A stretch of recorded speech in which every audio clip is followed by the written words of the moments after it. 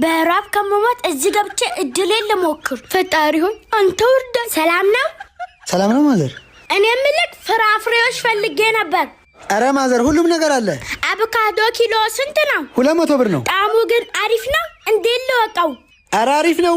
እንደውም ቅመሱት። አሁን እድሎችን ልጠቀም። እስኪ እንቅመሳት።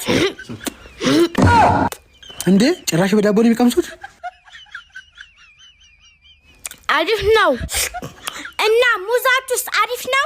አዎ አለ። ኪሎ ስንት ነው? 70 ብር ነው። እስኪ እንቅመሳታ። ይኸው እቺን ከበላውም የዛሬም ሳት ተቻለ። ፈጣሪ እንደፈለገው ያበላል። እንዴ አንድ ኪሎ ብቻ ለምገዛው ሁሉንም ቀመምሳ ልታከስለኝ ነው እንዴ? ፍራፍሬዎቹ አሪፍ ነበር። ዋጋ ስንት ነው ያልከኝ? አቮካዶ ኪሎ 100 ነው። ሙዝ ደግሞ ኪሎ 80 ብር። እንደዛ ነው እንዴ ያልከኝ? ውድ ነው፣ ይቅርብኝ። ወንድሜ ትሄዳለህ? የት? ኤርፖርት ነኝ። ችግር የለም ግባ።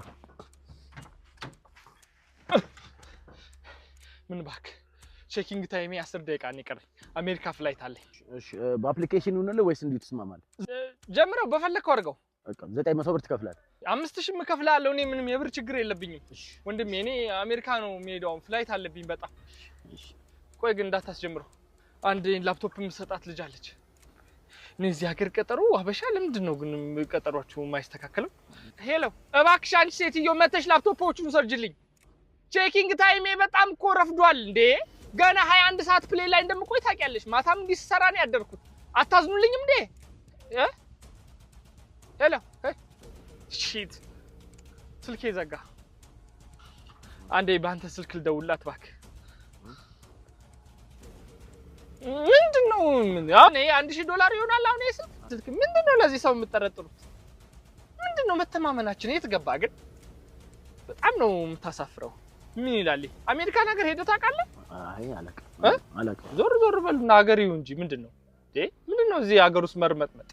ውጪ ወጣ በሉ ምናምን እንደኛ። እኔ ከዩኤን ከኤስኤስአር ከኤምኤስአር ከWFK WZW ማይነስ ከነዚህ ሁሉ ድርጅቶች ጋር ነው አብሬ የምሰራው። የት ነው ያለሽው? እኮ ነው ሰፈራችሁ ቆሜ የለ እንዴ? መጣው እሺ የቱ ጋር ነሽ? እኔ እዛው አስፋልቱ ጋር ነው ያለሁት እኮ። በዚህ አትታይኝም እኮ። እንዴ እንዴ እንዴ እንዴ እንዴ እንዴ እንዴ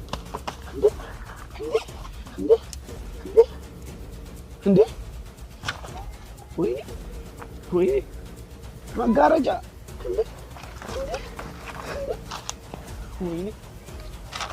ወንድሜ ለወደፊቱ ተጠንቀቅ። ጭራሽ ምክርም አለው ወይ?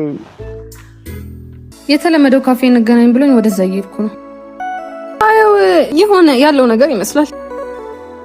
እንዴ ቆይ አንዴ እደውልልሻለሁ።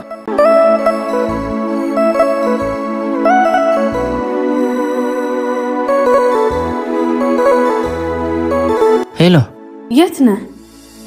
እዚህ እኮ የማየን ዕቃ ያደረስኩላት። አስጠበቅኩሽ እንዴ? እሺ ቶሎ ና።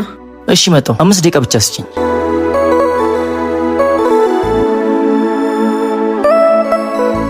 ትታያለህ ነው የምትመስለው። እንኳንም በጊዜ አወቅኩ።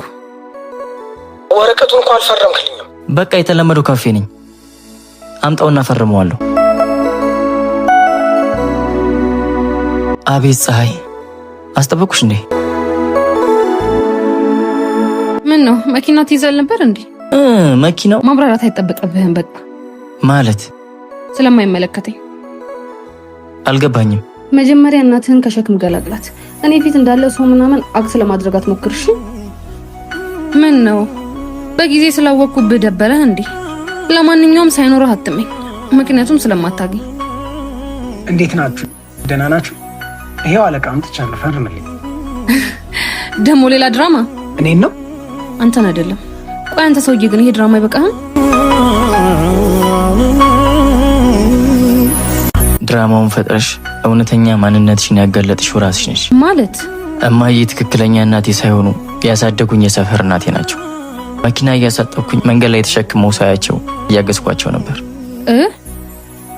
ለካ እናቴን የጣለልኝ ትክክለኛ ማንነትሽን ሊያጋልጥልኝ ነው። ኤቢ እንደዛ እኮ አይደለም። በቃ ሌላ ድርሰት ደርሰሽ ልትውኝብኝ እንዳይሆን ድራማው ተፈጽሟል። ምን አይነት ቀሽም ሰው ነው?